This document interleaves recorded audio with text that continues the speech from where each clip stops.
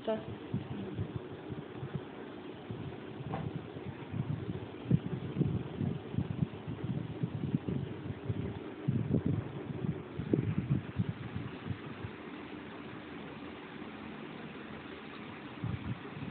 प्रिय छात्राओं नमस्कार। आज का लेसन है विशिष्ट बच्चे। नया लेसन है विशिष्ट बच्चे और ये इस फर्स्ट यूनिट का लास्ट लेसन है। फिर हमारी एक यूनिट है वो पूरी हो जाएगी। विशिष्ट बच्चे, विशिष्ट का मतलब होता है स्पेशल। तो विशिष्ट वैसे साधारण बोलचाल हमें विशिष्ट है स्पेशल, जो ज़्यादा इंटेलिजेंट या मतलब ज़्यादा जिसमें कोई भी गुण ज़्यादा हो, मतलब उसको ही हम विशिष्ट मानते हैं, हम बोलते हैं आम भाषा में। लेकिन विशिष्ट का मतलब ज़्यादा होना ही नहीं है, कोई जो सामान्य से किसी के पास कुछ कम योग्यता या कुछ भी जैसे कम भी है या बदनाम है या चरित्र अच्छा नहीं है या बहुत ज़्यादा इंटेलिजेंट है या बहुत ही प्रतिभावान है या बहुत ही धार्मिक प्रवृत्ति, मतलब अलग हटके होता है ना, वो होता है विशिष्ट। तो इनके बारे में आज हम पढ़ेंगे। यद्यपि सभी बालकों में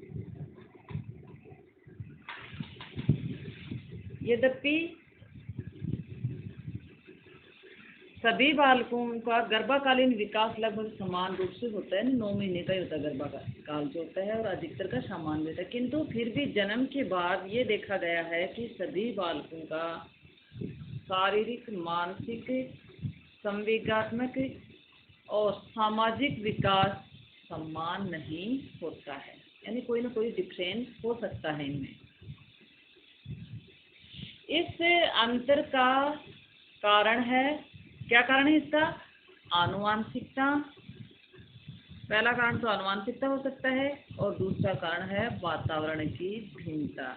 ये असमानता है, ये दो ही कारणों से होती है, या तो आनुवांशिक कारण हो सकता है जन्मजात, और या वातावरण। ये दो भिन्नता के दो मुख्य कारण होते हैं।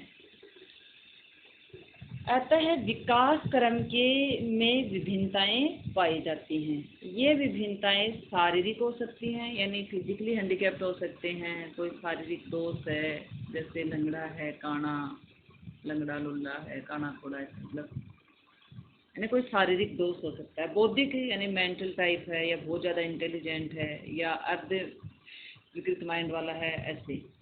सामाजिक, जो समाज के नियमों के अनुसार नहीं चल पाता है वो। और संवेगात्मक यानी जिसका मन स्थिर नहीं। और शैक्षिक किसी भी क्षेत्र में हो सकता है। शैक्षिक यानी वो पढ़ाई लिखाई में कमज़ोर हो सकता है, बहुत ज़्यादा स्पेशल हो, बहुत ज़्यादा इंटेलिजेंट हो सकता है। ये किसी भी क्षेत्र में ये है भिन्नताएं हो सकती है। कोई बालक अधिक बुद्धिमान होता है, कई बालक तो क्या बहुत ज़्यादा इंटेलिजेंट होते हैं, तो कोई मूर्ख। किसी का व्यक्तित्व प्रतिभाशाली होता है तो किसी का निष्कर्ष, यानी कोई बहुत ज़्यादा इंटेलिजेंट होता है, कोई मूर्ख है ना, बिल्कुल से ही उसको कुछ भी नहीं आता है, ऐसे।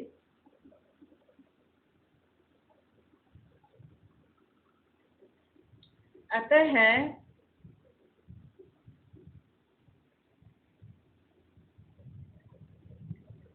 तो किसी का कोई बालक बहुत अधिक लोकप्रिय होता है तो कोई एकांत प्रिय। इस प्रकार कुछ बालक अपनी आयु के बच्चों से के समान होते हैं, किंतु कुछ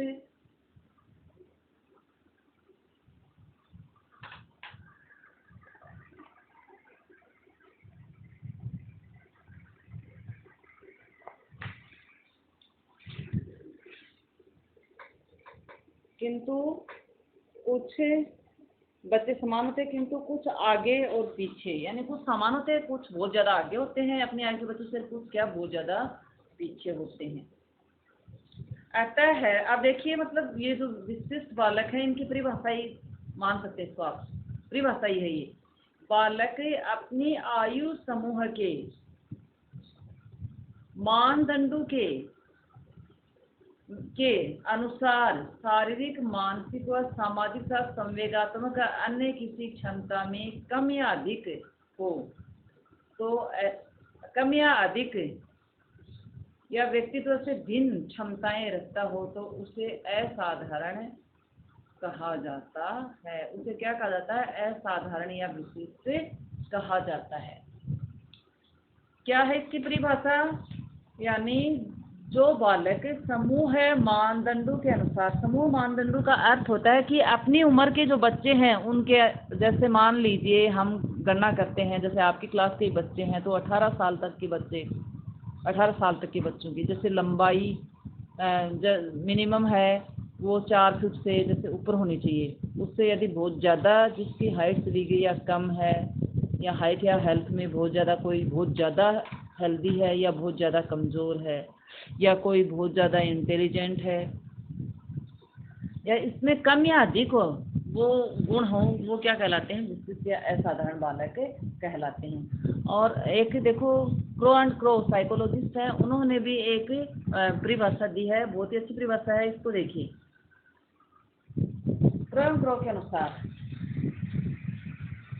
विशिष्ट या असाधारण बालक शब्द ऐसे गुणों या ऐसे गुणों वाले व्यक्ति के अनुसार किया जाता है जो किसी सामान्य व्यक्ति द्वारा प्रदर्शित किया जाता है। इसके कारण व्यवहारिक प्रतिक्रियाएं प्रभावित होती हैं।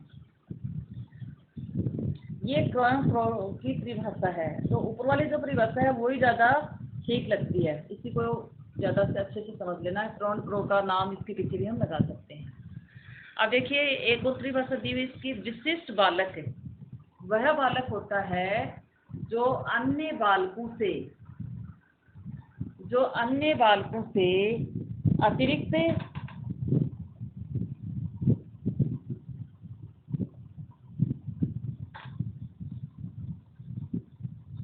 अतिरिक्त शारीरिक, बौद्धिक या भाषाई या सामाजिक तथा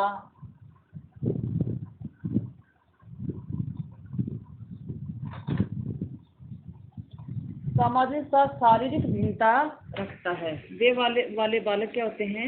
असाधारण या विशिष्ट बालक कहलाते हैं। देखिए एक बार फिर से देखते हैं इस परिभाषा को। विशिष्ट बालक वह बालक होते हैं जो अन्य बालकों से शारीरिक, मानसिक, बौद्धिक, भाषाई और सामाजिक तौर पर इस सीमा तक भिन्न होते हैं कि उन्हें सामान्य जीवन जीने के लिए तैयार करने हेतु प्रयासों की आवश्यकता होती है। यानी वो सामान्य जीवन भी नहीं जी पाते, उनको दूसरों की सहायता की आवश्यकता होती है। ऐसे बालक क्या कहलाते हैं? असाधारण होते हैं। देखो इसमें क्या कमी बताई गई है इस परिभाषा में। अब हम देखते हैं जो साधारण या विशिष्ट बालक हैं उनके प्रकार, यानी कितने प्रकार के होते हैं ये बालक। तो इसमें 4-5 प्रकार दिए हुए हैं। पहला जो प्रकार है वो शारीरिक अक्षमता से युक्त बालक, यानी शारीरिक दोष पाए जाते हैं उनमें, शारीरिक अक्षमता होती है। अब वो हाथ पाँव में हो सकती है, नाक कान में हो सकती है, या कहीं भी हो सकती है। अब देखिए शारीरिक अक्षमता से युक्त बालकों के बारे में। शारीरिक अक्षमता का मतलब होता है शारीरिक दोष होता है उनमें, यानी कोई ना कोई उनमें कमी होती है शरीर में। सामान्य बालकों के समान उनका शरीर है वो डेवलप नहीं होता है। देखिए ये बालक किसी न किसी प्रकार के शारीरिक दोष या विकृति होती है। ये विकृति या दोष जन्मजात भी हो सकता है या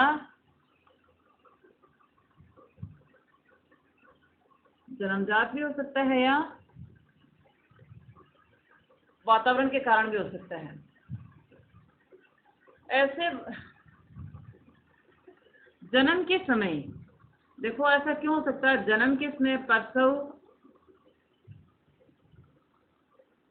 समय प्रसव के समय कोई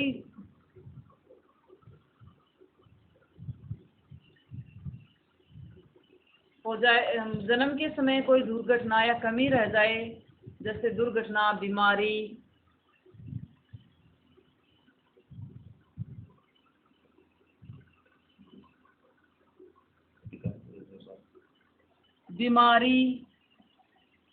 या चोट के कारण हो सकती है। यानी ये शारीरिक क्षमता कैसे हो सकती है? जन्म के समय प्रसव की असावधानी, नहीं प्रसव के समय क्या जैसे बोलते हैं ना, जैसे जन्म के समय उसकी सिर की नस दब गई ऐसे, या जैसे कोई दुर्घटनाओं के कारण भी हो सकता है, कोई डैमेज हो जाए, कोई अंग हाथ पाँव टूट जाए, कट जाए, या चोट के कारण हो सकती है।